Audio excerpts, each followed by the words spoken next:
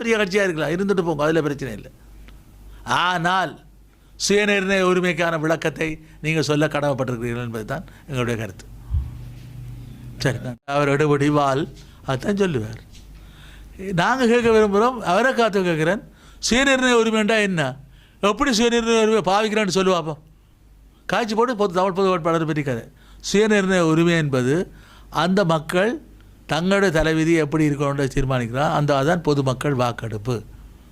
அதுக்கு இங்கே அது இல்லாமல் வேறு எதுவும் அர்த்தம் இருக்க வேண்டிய சொல்லட்டும், நாங்கள் அதை கேட்குறோம். அதை விட சும்மா அப்படி தான் காய்ச்சி கொண்டு இருக்கிறோம்.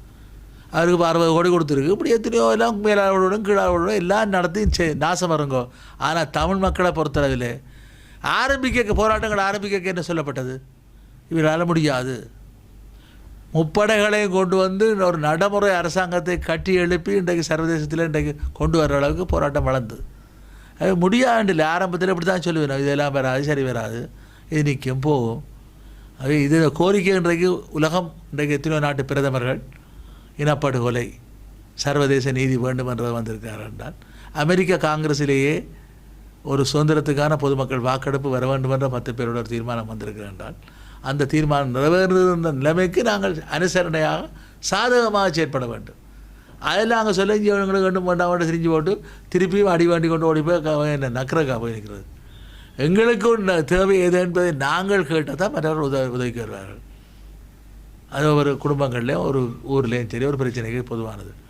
எங்களுக்கே அது வேண்டாம் இருந்தோட என்ன வேணும்? அப்போ 13-15 கீழே போய் கொண்டிருக்கோம். அப்போ என்ன செய்ய புரியல்? என்ன எல்லாம் அவரோட சேர்ந்து என்ன உறிஞ்சி விட்டுட்டு பயிலாட போயிடுவோம் தமிழர் எல்லாரும் சேர்ந்து. ஏமாறுறதுக்கு ஒரு அளவு இருக்கணும். அதை இது வேறு எப்போ புரிய போகிறார்கள்? இப்போ இன்றைக்கு 9வது ஜனாதிபதி தேர்தல், இது என்ன சொல்லிடுற பார்ப்போம். 21ஆம் தேதிக்கு எந்த கட்சியை ஆதரிக்கிறான்னு சொல்லி போட்டு அதுக்கு பிறகு ஒரு கதை விட வேணும்.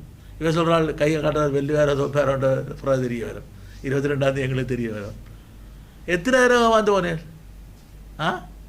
ஒரே ஒரு கதை வண்டிகள் 2015 பறவை வச்சு. என்ன பறவை?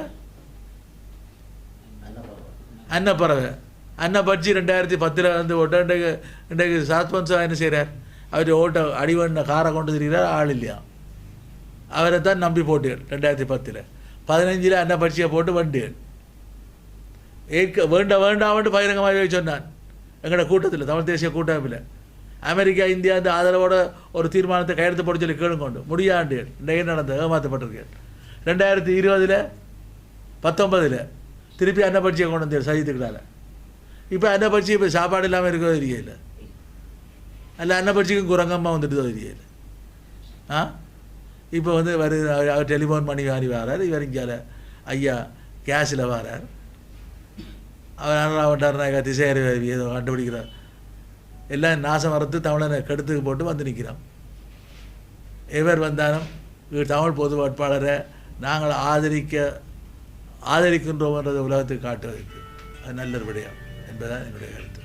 அதை விட்டு சிங்கள வேட்பாளர் நல்லா இருக்கிறோம். சிறுத்தவங்க ஜெயசூரியா இருக்கிறார். தமிழர்களுடைய சுயநிர்ணய உரிமையை ஏற்றுக்கொண்டிருக்கார்.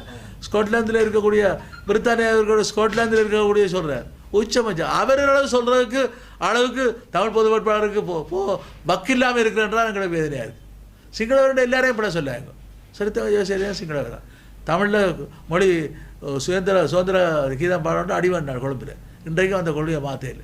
அதே மாதிரி அமரர் விக்ரமாகரன் டாக்டரும் அதே மாதிரி தான்.